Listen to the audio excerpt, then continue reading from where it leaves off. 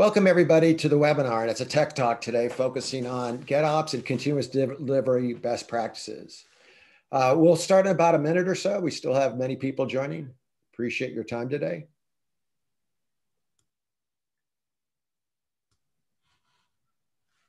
Welcome everybody to the Tech Talk, GitOps and Continuous Delivery Best Practices. My name is Mark Levy, and I'll be hosting and moderating today's webinar. I focus on product marketing here at OpsMx.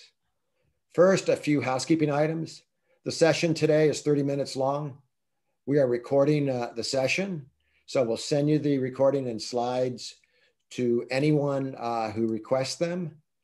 Ask questions in the chat, and we'll stay after and answer as many questions as we can. What I'd like to do now is first talk a little bit about OpsMx briefly. We're dedicated to making the process of continuous delivery easy and successful for you.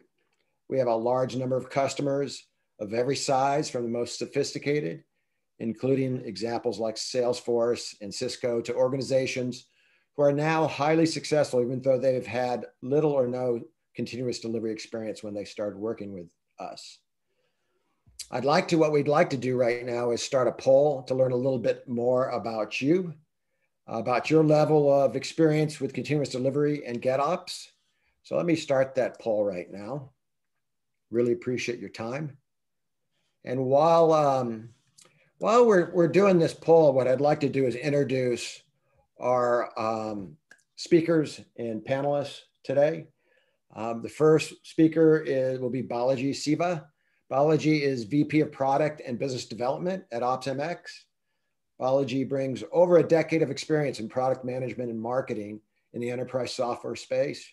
Prior to OpsMx, Balaji was head of product management at Cisco for cloud-native solutions and network visualization products. The other person, and you may know him already, is Gopi Rebala, is the CTO of OpsMx, where he has overall responsibility for the machine learning and data processing architectures of OpsMx Enterprise for Spinnaker. Gopi also has a strong connection with our customers, leading design and architecture for strategic implementations. Gopi is a frequent speaker and well-known leader in the continuous delivery and Spinnaker communities. Previously, Gopi was a co-founder and CTO at N42, which delivered machine learning tools for large organizational systems. Welcome, gentlemen. How are you doing today? Very good, thank you, Mark. You're doing good. To be here. Super. Great. So let's do this. Let's end the poll. We'll check it out share the results briefly. And then let's dive into the topic at hand. Let me go over here. Sorry, guys. Boom. So what we want to do first is sort of set the context of GitOps before we sort of do a deep dive. It's really interesting. Early sort of DevOps surveys, GitOps started to appear around 2017, but prior to that, a lot of the DevOps surveys sort of discussed this definition of high performance IT.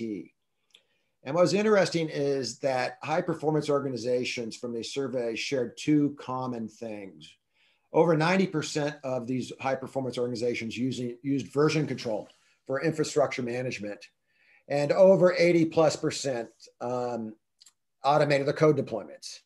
So using version control sort of as single source of truth was sort of already going on.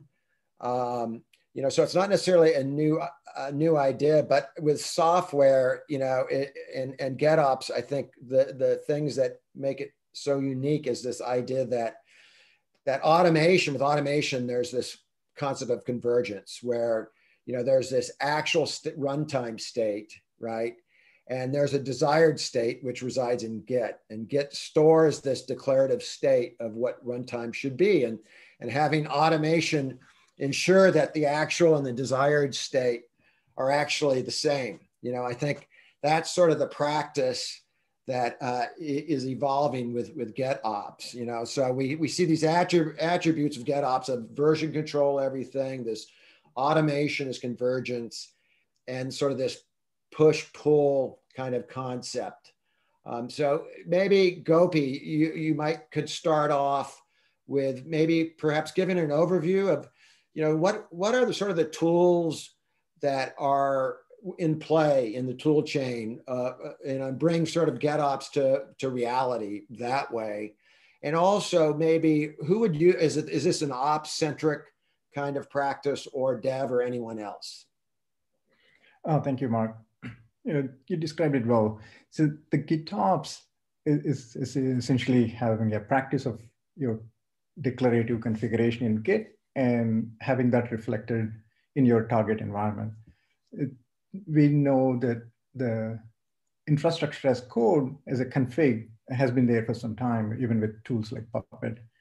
And you could do a definition in your Git, and then it gets applied. You could do a diff with the target environment, and you get what the difference is. The Terraform is a good example of bringing up the infrastructure and being able to say, can I do a diff with what my definition requirement is and what's currently running?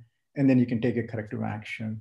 Another feature there is the idempotency. If you apply the same configuration again, you would get the expected configuration. Let's say you had requirement for 4 VMs with the network configuration that allows you to pass through the gateway with a certain security settings.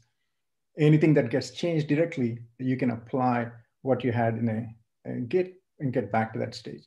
So the same thing you can now start applying to systems like Kubernetes, where you have declarative definition of the manifest, and then say, this is my state that I want to be, what your state you want to be, but not how you get there. It tells Kubernetes saying, I want my deployment with 5 instances. And Kubernetes takes care of bringing up those 5 instances. If one of the instances goes down because node went down or something else, Kubernetes takes care of it for you. So you can now do a diff between what your state expected is and what you have in Git, and know exactly what changed and reapply and have this idempotency there. So that is how now we are looking at not just the infrastructure, but also your applications running on Kubernetes that can have direct applicability with Git. So there's an automation sort of component of this too. So what kind of tools would sort of support that? Yeah, so here we are looking at the configuration being in Git, and the tools that you would expect have to have knowledge of what the target environment is. So if you're looking at infrastructure, AWS or Azure or GCP, you're looking at tools like Terraform. If you're looking at Kubernetes, then you're looking at tools that would understand Kubernetes, something like a Argo CD or a Flux. We can talk a little bit more on the requirements, but Spinnaker is a great tool for supporting those kind of workflows. Great. And so the users, who are the, is this really an ops centric or is dev, or what are your thoughts there, guys? I'd say the operations is where this practice has started. So you have a production systems which are running at a certain configuration. You want to have those systems configuration known at all times. So now you have the infrastructure and applications that are running on them, which have the configuration that's in Git. You exactly know what changes are going in, when their changes are going in, who is making the changes. And it's perfect for ops, but it's been shifting left. So the developers, if they follow the similar structure, they could use the same process. And if you think about it, it's a DevOps model now where you have the groups, the dev and ops working together for delivering this application with a shared responsibility would be a good fit for doing this GitOps.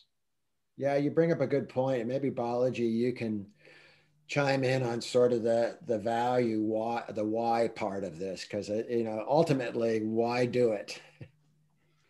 Yeah, I think it really allows to deployment to go faster, right? You're able to, if you use tools like Argo CD and other or any such tools, or even Spinnaker for that matter, you can define your, the desired state, right, declaratively, and then it'll automatically get applied.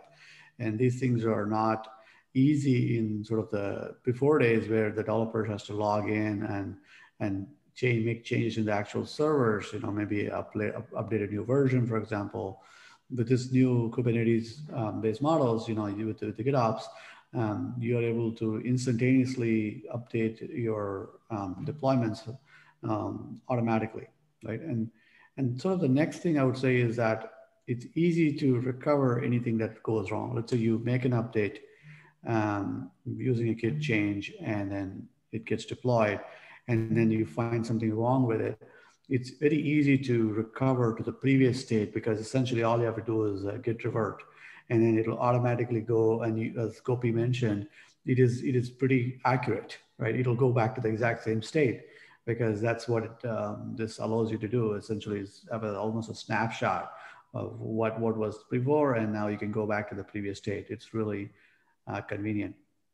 And sort of the next point, I guess, here is essentially that anybody, both the dev and the app, both the dev and the ops, can go look at what is the current state of the application, the infrastructure, with just looking at the Git, right? They can look at what did I do in production, what's running in production, for example. It's right there, right? So you don't have to really go look for anywhere else, and that's the beauty of it. The next point is around, like I mentioned already, is around self-documenting deployments. Essentially, for every push you do, it literally takes a snapshot. You have that file available for you to look at. What did you push? And that's really useful for auditing and other reasons as well. Essentially, you can see what happened. And the last point is around the knowledge sharing with the team. So one could actually, if you want to launch a new application, I can just clone the Git, file or repository, and quickly, do a new application, for example. So it's easy to kind of share the best practices of deploying applications or deploying this way. Very easy to do that. Otherwise, you have to have a tribal knowledge, and you have people knowing the right way to do it, and other people don't know how to do it. Here, it's like everything is there on your Git, so you can literally be able to share that knowledge to the other people in your team.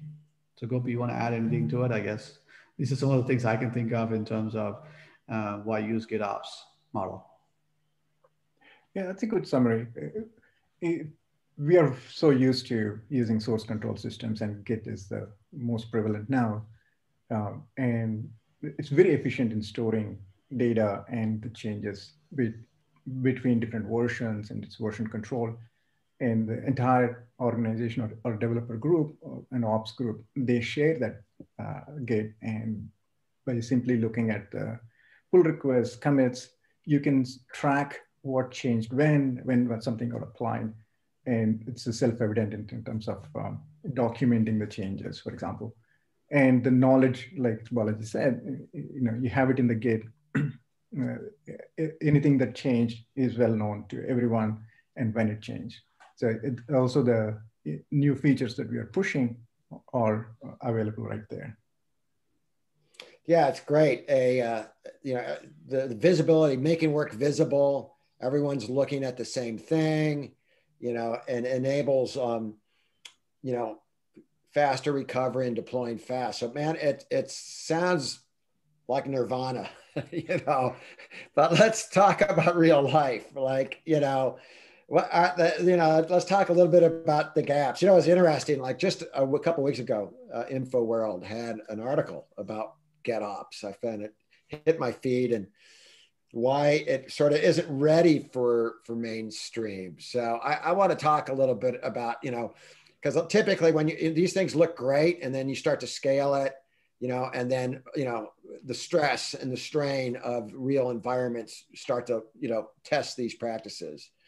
So can maybe Gopi, you can, give us a little view of how this works in issues, in large environments, scaling this out.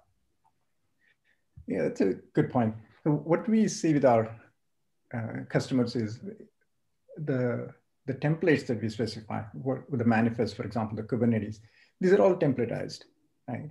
And these templates require configuration that's applied, that's specific to an environment. You may even have multiple clusters within the same production environment, and you want to do a rolling update across these multiple clusters. We have customers that have 20 clusters, and they don't upgrade all these clusters at the same time. So you actually need a process before you get into the Git. You have the sync from Git to your cluster, but then you need a process to get into the Git, and there's this scale issues that come in. Now you say, how are we going to do this rolling update across these 20 clusters that's controlled? And so there is a process issue that comes into the play here. You're looking at the production systems. Now, typically there is a continuous deployment is not the norm today. Continuous deployment as opposed to continuous delivery is any changes that you make into the code, developers, you build a container, immediately run through automated tests, and then directly go into the production. A very small percentage of high performance companies do that, but a very, very large percentage, 95, 99% don't do that. They do continuous delivery, which is they have different pipelines for the developer test process, and then it goes into the operations. Now, all that process fitting into the GitOps, you require these additional tools. You have to have the visibility on how it's tested, what kind of security it went through before it gets into the Git that applies to the production. And so all these tools that create these gaps. Take a simple example of promoting a software from the staging environment to production. And so what that means is you have to take all these manifests that you tested in staging and have them apply to the Git that maps into the production. But as you know, the configuration between the staging and production is not exactly the same. The secrets organization is in a separate place. Now you need to have a process that has some kind of a translation that happens between these two environments to keep in sync. Those kind of tools need to be built in. These becomes custom tools, right? So these kind of processes, there is no well-defined structure or roadmap or best practices yet in doing that scale, doing it at different environments and process within an organization. Yeah, I mean, I want to add a few things, right? I think number one, GitOps is sort of a concept in some ways, right? I mean, in the sense that you have to have a tool that uses GitOps, and you probably have to evaluate the gaps as in more of, one is the GitOps by itself is just focusing only on deployments. Right? Take something in, define in a Git and deploy and maintain, so to say, right? But that's not the whole continuous delivery for that matter, right? There's a whole end-to-end process from dev to staging to production. The whole process, the approval process that happens, that's not really captured. That's not the scope of GitOps, right? So we have to be careful about, there's gaps. It's not really, the GitOps is meant for a certain thing, and it does that okay, and does it well. But if you're a software company, you're trying to do the whole, whole end-to-end, multiple environments, multiple applications, then you have to manage all of these Git repositories and have to have separate processes. So it really doesn't scale that way. So you need to have sort of another tool that takes the core concept of GitOps and then build things on it. I think one of the things Gopi is going to talk about next is that. So I think that's one thing. One other point I would make is that, like I said, if you're trying to approve certain things between different stages, should you even approve this particular version of software, right? Who's going to verify it's the right version? Who's going to verify it's actually performance issues? There's no performance issues. There's no other issues around it. There's no such checks and balances in a GitOps, by definition, right? It is nothing. That responsibility falls outside of the scope of GitOps. right? And so that basically relies on the other tools to make it happen. So if you have multiple clusters, you have multiple GitOps kind of repos to manage it, then how do you get the end-to-end visibility? So these are various things. Like I said, look at GitOps not in the core pure concept, more on what tools you have to manage the GitOps. And that's when you get to the point of, okay, there are a lot of gaps in some of the tools. Right. And so there's gaps, but you sort of alluded to solutions. And let's go back to really, how can Spinnaker users, scale GitOps? How do we scale that in these large organizations? Yeah, so Balaji made one of the great points where with the GitOps, we are associating that to a project in Git. Now, with that project, how do you manage these projects? Do you have n number of projects for each clusters? Do you have different branches? All these best practices, they are evolving, and there is no tools that really specify this is how you do it or make it flexible. And so that's one of the things that we can address here. Is it, Balaji, you were going to say something? No, I think you have to look at the complete process, right? And that's something that's how you scale, right? That's how you scale from like one developer group using GitOps to deploy to a production cluster. That you scale it by actually looking at it as an end-to-end. I think Gopi, go ahead with your with more details on it. That's right. So you actually need tools that are sitting on top of this process that allow you to implement your process, have an easy way of visualizing what you have implemented, how you are promoting your code from one environment to another, and things like that. So this all came, as you know, as we initially discussed, from the config as code. So we deliver solutions with Spinnaker for continuous delivery. And Spinnaker is built with config as code and API first approach.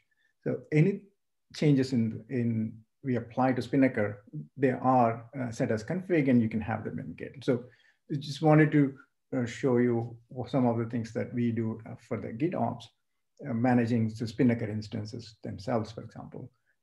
Let's say you have a delivery pipeline with your workflow where the developer checks in the code that goes through his unit testing, SonarQube kind of a checks, and then that gets delivered to QA, where you run the automated tests in the QA, run pen testing, and then goes into a stage where it's ready to deliver. That gets pushed into the production Git repository, which then kicks off the production pipeline with approval process.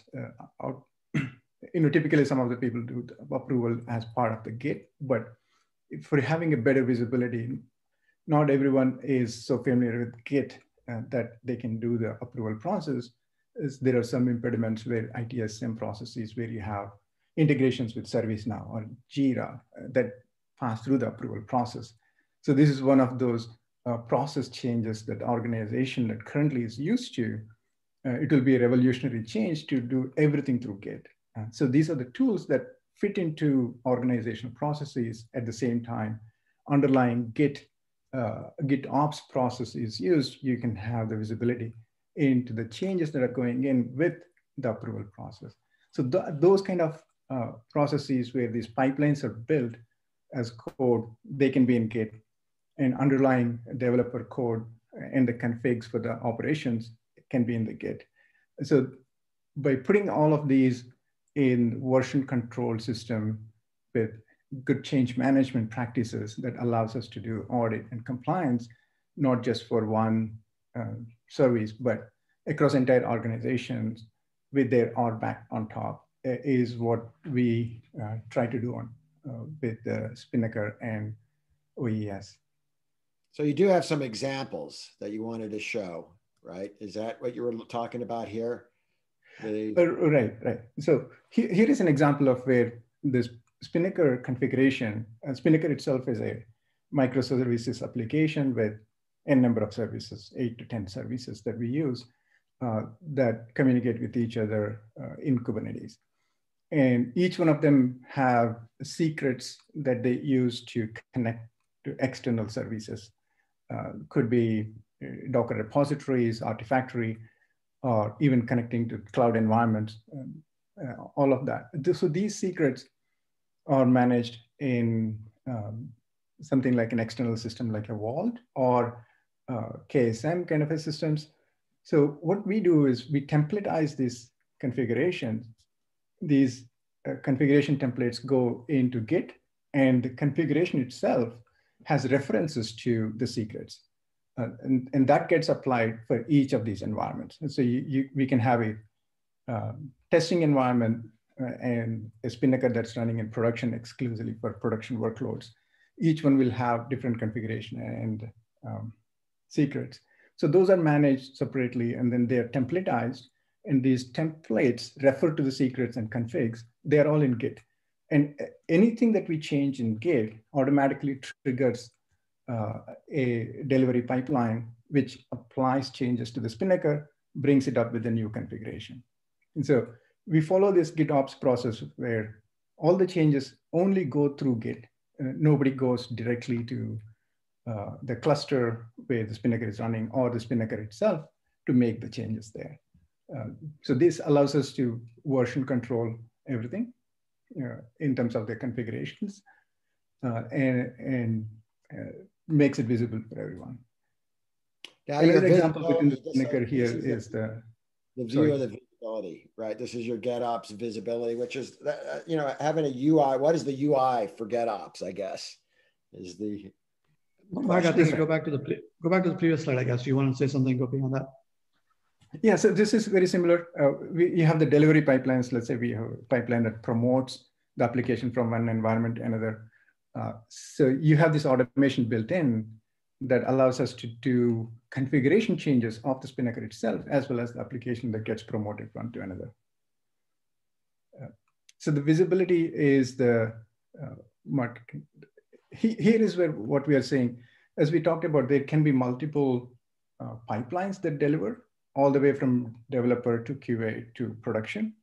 So you want to be able to track all the changes going across the code and what are the results from your Sonar Cube static analysis, what are your test analysis, what is your pen testing results, and then what got applied to production at what time and what is currently running in production. So you get that quick visibility by looking at the OES tool on collating all the information in one place, and gives you the ability to see the differences on what you want to apply and what is currently running. Great.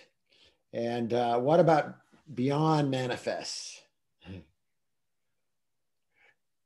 This is an extension of that visibility where you can now see what the Git commit changes, what are Jira tickets that are attached to the changes that went in through the testing, and what were the test results, what that got applied. And we automate this process of promoting the changes from the test environment to production into the Git, basically. And that gets applied to that environment. Yeah, I think Mark, if you want to add one more thing, I think if you look at it, the primary concept of GitOps is awesome, right? The ability to maintain everything in Git and Git having all the information, be able to deploy things is really good. But there are some gaps if you're looking at an overall end-to-end organization, scaling beyond a simple use case of GitOps. And so there are approvals like this, detailed approvals, verification of the images itself in terms of verification of the application performance. All of those things are not necessarily covered in the GitOps, the original sort of the definition of GitOps. And so with the OES, our enterprise Spinnaker solution we have here, we have taken the core concept of GitOps and then built the other layers needed for an organization to adopt GitOps at scale, with security, with the necessary controls and visibility needed for them to have an effective organization. So that's why I guess this is interesting. We go to the next slide, I guess. Yeah, great. Yeah. Great wrap up. If you're interested, I guess, in in evaluating the solution. If you like GitOps and you say, hey, I looked at the existing solutions in the market, and I have some gaps, and you like what you heard today, definitely reach out to us. You can go to OpsMx.com and be able to find a way to connect to us through a free trial of our SaaS solution, for example. And Mark, I'll let you finish it up. Okay, great, guys. Thanks so much. Very informative. What we have is just one final poll we'd like to do before we close. And I'm going to launch that. And if there's any questions, we're here. We have one question, and we might have already answered this. Where are passwords, e.g. product database credentials, et cetera, stored in the pipeline? That was a question from you. Sort of typically what we would like to do is the configuration is in form of templates. Right? We don't store secrets in Git, although there are some solutions that allow encrypted secrets that are stored in Git. Typically, most of our customers either use something like a Vault or AWS KMS or key management systems to store those secrets. What we do is in templates, we have references to those. There are multiple ways that you can fetch the secrets at runtime because we want to have these secrets encrypted at rest as well as in transit. These references can be done through IAM integration of your cloud environments or Vault integration with your Kubernetes environment, for example. So we always have it as templates and references in Git and not actual stored secrets in Git. Great. Thank you very much. Any further questions? I really appreciate everybody's time today. There will be a recording of this as well as the slides for anyone that requests. Gopi, Balaji, thank you so much for your time as well. Please, everybody, have a great day, and we'll talk to you later. Bye-bye. Thank you, Mark. Thank you everyone for taking time to join with us. Thank you.